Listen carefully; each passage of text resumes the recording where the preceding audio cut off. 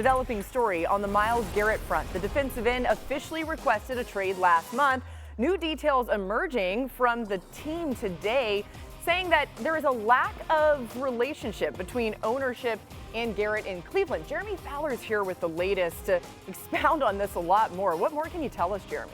Well, Laura, sources have told me that the Browns are very dug in here, that they are comfortable getting uncomfortable with this situation if it drags out over weeks and months. And in fact, they have not gotten a ton of trade calls. They've gotten some. Certainly there's interest. But teams know it doesn't make a lot of sense for them to move Garrett at this point in time. Now, maybe there's some posturing involved or closer to the draft. This will intensify. But the Browns, they look like they're ready for this, for a fight, for a standoff. That's why Myles Garrett is trying to apply some pressure publicly with some various things you've seen at the Super Bowl, talking, a lot of leaks coming out. And so this is a power play that should shake out. There's going to be a ton of interest, no doubt.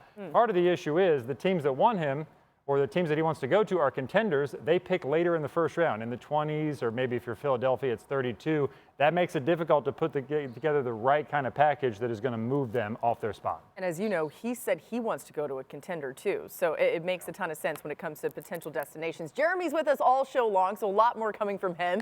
Mina Kimes, Bill Barnwell joining us as well. Bill, let's start with you. What do you make of this situation in Cleveland?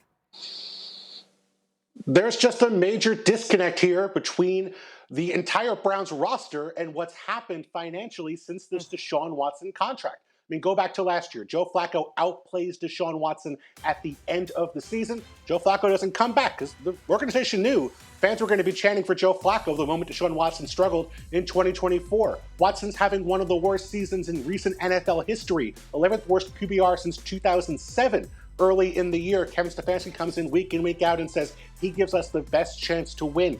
I don't think Kevin Stefanski doesn't know what he's seeing on the field. The reality is they were locked into a contract they were not enjoying. And so from Myles Garrett's perspective, he's looking at this organization wondering, what's our plan forward? How do we start winning games? It feels like he's like the dog in the house on fire in the meme, and the Browns are saying everything is fine.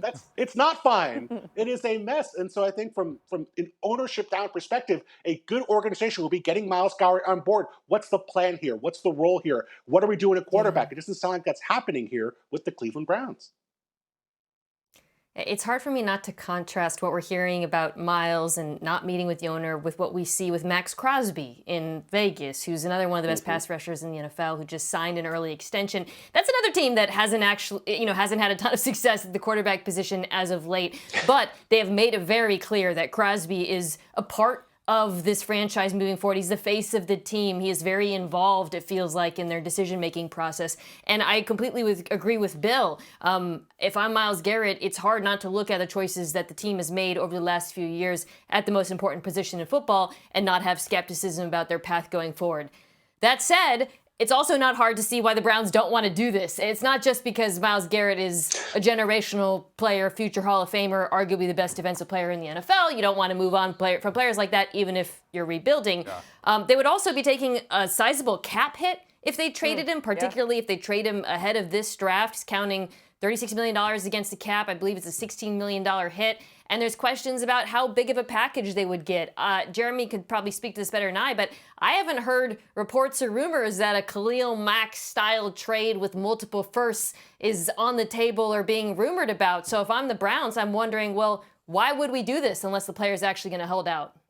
Yeah, I mean, what's wild here is that the Cleveland Browns have no problems paying Myles Garrett, right? Like, that's not a money issue. He just wants out. As was told to me, he looks at this as like a Ferrari in a used parking lot a little bit. Like, he just feels like he needs to go where he's on a contender and they're not going to be close. I actually think the Browns will be, sneaky good next year potentially, but not at the level of some of these other teams that we're looking at. So that's the issue. They're willing to pay him, but this pass rush market is probably going to be at $40 million a year before we know it. That's the problem. Point. We've told this story before, but having him on Monday Night Football toward the latter part of the season last year, he told us he had met with ownership. He was trying to figure out what their plans were for the future so he could feel better about his future with the team. He didn't get the answers that he wanted.